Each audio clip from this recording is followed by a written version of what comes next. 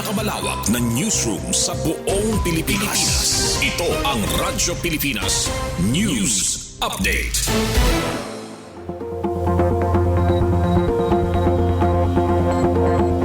Philippine Standard Time, 3:54 p.m. Maupay nga kulop sa iyong tanan, as shinin mga balita yan na nga oras. 24 nga tricycle sidecar units gin-turnover sa transport group sa San Sebastian, Samar. Detalye, pamatian naton matikang kan Charmaine Perito Balvez. Radyo Pilipinas Report.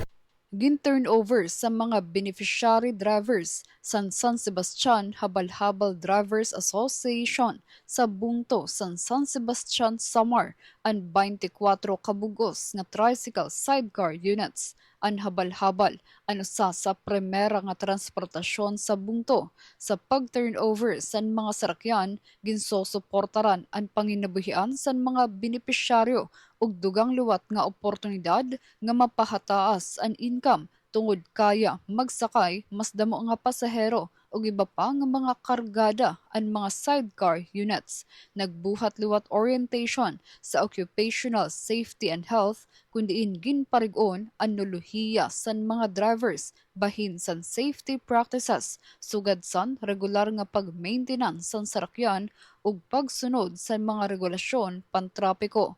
Pinaagi sini malalauman san publiko ang mas duwas ug epesyente nga serbisyo pagtaga-transportasyon.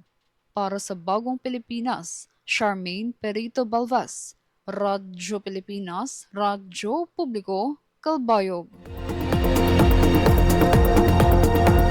Para sa aton katapusan nga balita, serbisyo caravan ginbuhat sa Bubon, Northern Samar. Detalye sa pagbalik ni Charmaine Perito Balvez. Radyo Pilipinas Report. Padayon kutubyan na adlaw Biyernes, Abril 17, ang Summer Serbisyo Caravan 2026 usa nga inisyatibo san lokal nga gobyerno san Bubon, Northern Samar para maipadangat harani sa katawhan ang mga serbisyo san gobyerno.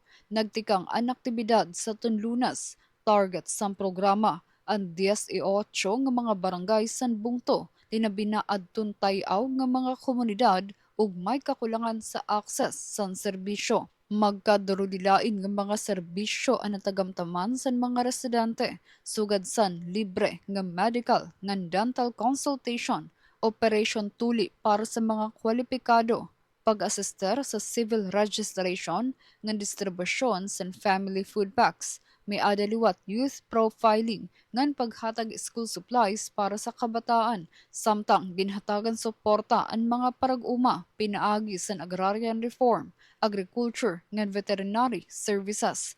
Nagdumara liwat livelihood assistance, financial literacy sessions, voter registration, fire safety and awareness campaign ug distribusyon sa libre nga reading glasses sa mga residente. Ang serbisyo caravan simbolo san padayon nga paningkamot san gobyerno nga sa pag-uswag san komunidad waray barangay ang mahihibilin. Para sa Bagong Pilipinas, Charmaine Perito Balvez, Radyo Pilipinas, Radyo Publiko, Kalbayog. Asya adto ang kabugusan sa mga balita yan na nga oras. Padayon kamo pamati sa DYOG Radyo Pilipinas, Radyo Publiko Kalbayog para sa mga news updates. Ini si Suzette Pretensyo para sa Radyo Pilipinas, Radyo Publiko. Mula sa pinakamalawak na newsroom sa buong Pilipinas, ito ang Radyo Pilipinas